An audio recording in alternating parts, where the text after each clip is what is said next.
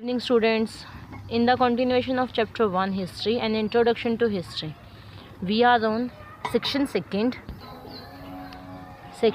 sources of ancient Indian history कि हमारे Indian history जो हुई है उसके कौन कौन से प्राचीन सोर्स हुए हैं हमारे पास में। इसके अंदर हमारे पास 3 टाइप के सोर्सेज हमें मिलते हैं, archaeological source, literary source and foreigner accounts. First is archaeological sources और हम इनको बोल सकते हैं अनरिटन सोर्सेज, जो हमें लिखित में नहीं मिलते हैं। आर्कियोलॉजिस्ट एंड हिस्टोरियंस, जो आर्कियोलॉजिस्ट हुए हैं और जो हिस्टोरियंस हुए हैं वो उन्होंने मतलब जो हमारी जो पास्ट सिविलाइजेशन थी उनके जो रिमेन्स, उनका जो बचे हुए रह गए थे उनके बारे में स्टडी की है और जैसे हमारे एंसेस्टर्स लीव्ड थे उसको रिकन्स्ट्रक्ट करने की ट्राई की है। Archaeological source materials are mainly, तो आर्कियोलॉजिकल सोर्सेज के अंदर कौन कौन से मटेरियल इंक्लूड होते थे mainly. Excavated source material, excavated होता है आपका खुदाई करना, कि जो हमने सोर्स मटेरियल की खुदाई की है वो। इंस्क्रिप्शन, जो ये पिलर्स वगैरह पे या फिर पत्थरों वगैरह पे लिखा जाता था इंस्क्रिप्शंस हो। कॉइनेज, सिक्के, मॉन्यूमेंट्स वगैरह जो हमें मिलते हैं, सील्स, स्कल्पचर्स एंड पेंटिंग्स, इनसे हमें पास्ट के बारे में क्या क्या पता चलता है।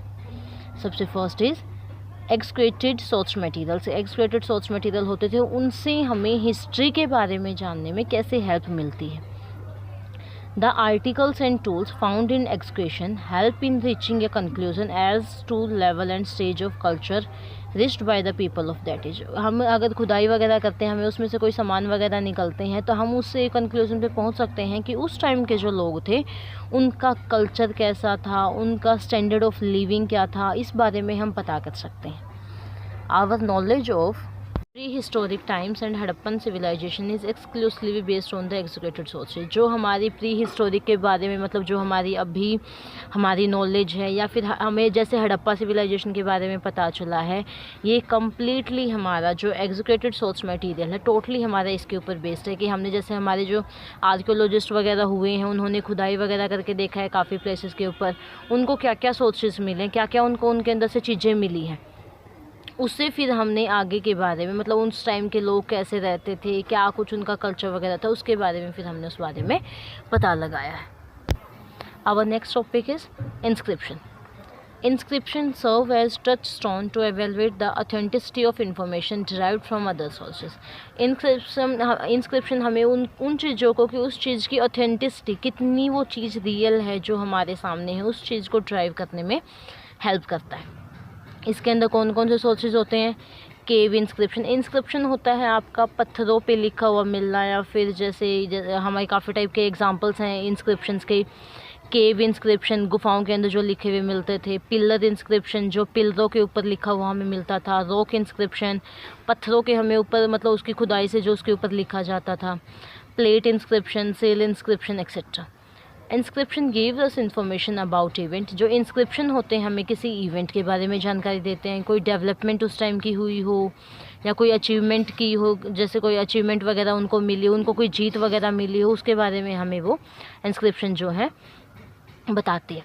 एग्जाम्पल के लिए अशोका जो है, अगर for history of Ashoka is constructed with the help of his pillars and rock inscription. जो अशोका के बारे में हमें पता चला, जो अशोका की हमें हिस्ट्री के बारे में पता चला है, वो mainly with the help of जो उसने पिलर के ऊपर लिखवाया हुआ था उससे पता चला, और जो रॉक इंस्क्रिप्शन उन्होंने कर रखी थी उस टाइम में, मतलब अगर कोई भी जीत वगैरह होती थी या कोई ऐसे उनको रूल वगैरह निकलवाना होता था, अशोका जो आप वो हुए हैं सम्राट हुए हैं उनको, तो वो हमेशा पत्थरों पे या फिर पिलर्स वगैरह पे अपने उसको लिखवाते थे कि आगे वाली जनरेशन्स को उनको पता चल के। इससे ही हमें सबसे ज़्यादा इंस्क्रिप्शन जो मिले हैं वो अशोका के टाइम के मिले हैं। Next our coinage. The earliest coin in India are dated to 7th and 6th century BC। जो हमें सबसे पहले कॉइन्स वगैरह मिले थे वो 7th और 6th सेंचुरी के अंदर हमें मिले थे। The coins were punch marked, coins के ऊपर पंच मार्क होते थे। Later on coins were minted in silver, copper, gold and lead. बाद में जो कॉइन्स बनना स्टार्ट हो गए थे वो गोल्ड के, सिल्वर के, कॉपर के, सभी इनके कॉइन्स बनना स्टार्ट हो गए थे। The poor quality of the metal used help one in deducting fact about the economic life of the life of the particular age. अगर हमें उस टाइम के ये लगता है कि मतलब कोइन जो है वो अच्छी क्वालिटी के अगर नहीं है, तो इस बात से हमें इस बात का पता चलता है कि जो राजा वगैरह थे वो ज़्यादा पावरफुल नहीं थे। The hoard of foreign coins found in a particular region, for example of Roman coins in Tamil region, कि जैसे हमें काफ़ी जगह फॉरेन कॉइन्स भी मिले हैं। जैसे एग्जाम्पल के लिए तमिल रीजन के अंदर हमें रोमन के जो कॉइन्स मिले हैं। Indicate flourishing trade and close commercial ties, इससे हमें ये पता चलता है कि जो तमिल रीजन का रोमन के साथ में काफ़ी मतलब क्लोज कमर्शियल टाइज था, या फिर वो मतलब वहाँ से व्यापार करते थे, या वहाँ उसके साथ में कमर्शियल टाई अप था उनका। नेक्स्ट वन, मोन्यूमेंट्स भी काफ़ी आपको मिलते हैं। मोन्यूमेंट्स के हमें क्या पता चलता है हिस्ट्री के बारे में। There is an evidence of ancient monuments in India, India के अंदर काफ़ी सारे हमें मोन्यूमेंट्स देखने को मिलते हैं। These monuments are in the form of temple, जैसे मोन्यूमेंट आपके टेम्पल की फॉर्म में हो सकते हैं, stupa, vihara, rock cut, cave, pillar etcetera, इन काफ़ी चीज़ों की फॉर्म में हो सकते हैं। जैसे गुफाएं वगैरह होती है आजकल, उनको भी मोन्यूमेंट के अंदर चेंज कर दिया है। They tell us about the stage of development attained by the people in the field of architecture, sculpture and engineer. In monument से हमें ये पता चलता है कि उस टाइम की जो डेवलपमेंट थी वो किस स्टेज तक पहुंच चुकी थी, और उस टाइम में तो किस टाइप की इंजीनियरिंग होती थी। ये सारी चीज़ें हमें ये मोन्यूमेंट्स बताते हैं। The monument also help in drawing useful conclusion about social and religious life of the people. और जो मोन्यूमेंट हमें मिले हैं ये हमें इस बात में भी बताते हैं कि उस टाइम का जो सोशल लाइफ थी लोगों की वो कैसी थी, लोग मतलब रिलीजियस लाइफ कैसी थी, कौन किस धर्म को मानता था, इस बारे में भी हमें मोन्यूमेंट बहुत अच्छे से जानकारी देते हैं। Next one hour Seals made of copper, stone, soapstone and clay are also important source for the knowledge of ancient India. कि जो सेल्स होती थी वो किस किस चीज़ की बनी होती थी, कॉपर की, स्टोन की, पत्थर की, सॉपस्टोन की, या कले से भी वो बनाई जाती थी। और ये हमें एनिशियंट इंडिया, जो प्राचीन हमारा इंडिया था, उसके बारे में नॉलेज देने का एक बहुत इम्पोर्टेंट सोर्स है। Our knowledge of the religious life of Harappa people is based mostly on the information gathered from more than 500 seals of various materials. तो जो हमें हड़प्पा के लोगों के बारे में ये जो जानकारी वगैरह उनकी जो धार्मिक लाइफ के बारे में जो हमें जानकारी मिली है, वो इन्फॉर्मेशन इन ही सील्स के द्वारा हमें प्राप्त हुई है। ऐसे हमें अगर 500 सील्स वगैरह मिली हैं तो इनसे ही हमें वो जानकारी मिली है।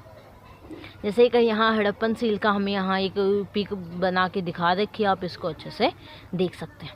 Next our sculptures and painting. उस टाइम के जो स्कल्पचर्स वगैरह या पेंटिंग्स वगैरह जो बनाई जाती थी, उनसे भी हमें मतलब हमारी हिस्ट्री की बहुत ज़्यादा नॉलेज मिलती है। These sources provide knowledge of the cultural achievement of the people of that age, कि उस टाइम पे लोगों की क्या कल्चरल अचीवमेंट थी, लोगों का कैसा कल्चर था, ये हमें बताते हैं पेंटिंग्स और स्कल्पचर्स के द्वारा। The pictures and the sculptures carved on temples wall tell us about dress, hair style, ornament, transport etc. जो मतलब ये पेंटिंग, जो स्कल्पचर्स वगैरह, जो पेंटिंग वगैरह वहाँ उस टाइम पे मंदिरों की दीवारों पर बनाई जाती थी, उनसे हमें ये पता चलता था कि उस टाइम का जो ड्रेसिंग थी वो ड्रेसिंग कैसी थी, हेयर स्टाइल कैसा होता था, वो आभूषण वगैरह कैसे पहनते थे, उनका मोड ऑफ ट्रांसपोर्ट क्या होता था। इन चीज़ों के बारे में हमें जानकारी मिलती है। Next our literary source. Literary source होते हैं रिटन सोर्सेज, जो हमें रिटन में सोर्सेज मिलते हैं। All written records of the past are known as literary source और मैन्यूस्क्रिप्ट। जो भी हमें पुराना रिटन रिकॉर्ड मिलता है, जो हाथ के द्वारा हमें लिखा हुआ मिलता है, उसको क्या बोला जाता है, manuscript. They are very important for the historians. ये हमारे हिस्टोरियंस के लिए बहुत ज़्यादा इंपॉर्टेंट है। The literary source are placed in 2 categories. जो लिटरेरी सोर्स होते थे ये 2 कैटेगरीज में मिलते थे, religious literature and secular literature. First one, religious literature. Religious literature वो होता है आपका जो किसी धर्म वगैरह से रिलेटेड होता है। As there were 3 main religion in ancient India. The religion literature is also classified as Hindu literature, Buddhist literature and Jain literature. जो उस टाइम का हमें मेन रिलीजियस लिटरेचर जो मिले हैं एनिशेंट इंडिया के अंदर, हमें 3 मेन टाइप के रिलीजन उस टाइम पे मिलते थे। 3 धर्म हमें उस टाइम पे मेन इंडिया के अंदर मिलते थे एंड उसी के अकॉर्डिंग रिलीजियस लिटरेचर होता था। उनको 3 अलग अलग पार्ट्स में डिवाइड किया गया है। फर्स्ट हिंदू लिटरेचर, हिंदुओं का जो लिटरेचर होता था, हिंदुओं का जो साहित्य होता था वो। बुद्धिस्ट जो बौद्ध धर्म का साहित्य है और जो जैन धर्म का साहित्य है। Second hour secular literature. Sorry पहले यहाँ कुछ एग्जांपल्स दिए गए हैं। जैसे हिंदू धर्म के अंदर हमें क्या क्या मिला है, ऋग्वेद, जैसे हमारे पास 4 वेद होते थे, ऋग्वेद, सामवेद, यजुर्वेद, अथर्ववेद एंड इससे अलग हमें ब्राह्मण, आरण्यक एंड उपनिषद वगैरह मिले हैं। और जैसे कुछ एपिक्स भी मिले हैं, रामायण, महाभारत, पुराण वगैरह। ये हमारे मतलब जो हिंदू धर्म के बारे में जानकारी देने के बहुत बड़े सोर्सेज हैं हमारे लिए। नेक्स्ट बुद्धिस्ट रिलीजन के बारे में लिटरेचर हैं जो हमें बुद्धिस्ट मतलब रिलीजन के बारे में बताते हैं। कौन कौन से एग्जाम्पल हो जाएंगे, पीटक, निख्य एंड जातक। ये बुद्धिस्ट रिलीजन के कुछ लिटरेचर मिले हैं। And most of the ancient Jain literature is written in Prakrit language. और जो एनिशेंट हमें जैन धर्म के जो लिटरेचर वगैरह, साहित्य वगैरह मिले हैं वो मोस्टली प्राकृत लैंग्वेज के अंदर मिले हैं।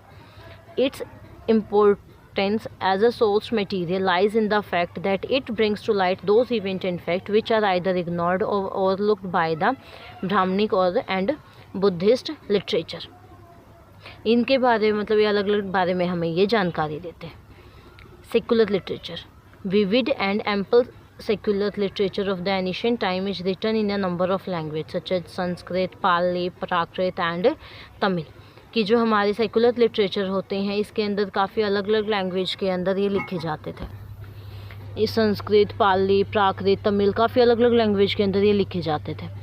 इनके अंदर हमारे मतलब सेकुलर लिटरेचर के अंदर क्या क्या होता था, प्रोज कहानियाँ होती थी, प्ले होता था, नाटक होता था, पोइट्री होती थी, grammar, as well as the writing of Kautilya, Kalidas etcetera. जो कौटिल्य ने लिखा है, जो कालिदास हमारे इतने महान लेखक हुए इन्होंने लिखा है, ये भी सेकुलर लिटरेचर के अंदर ही आता है।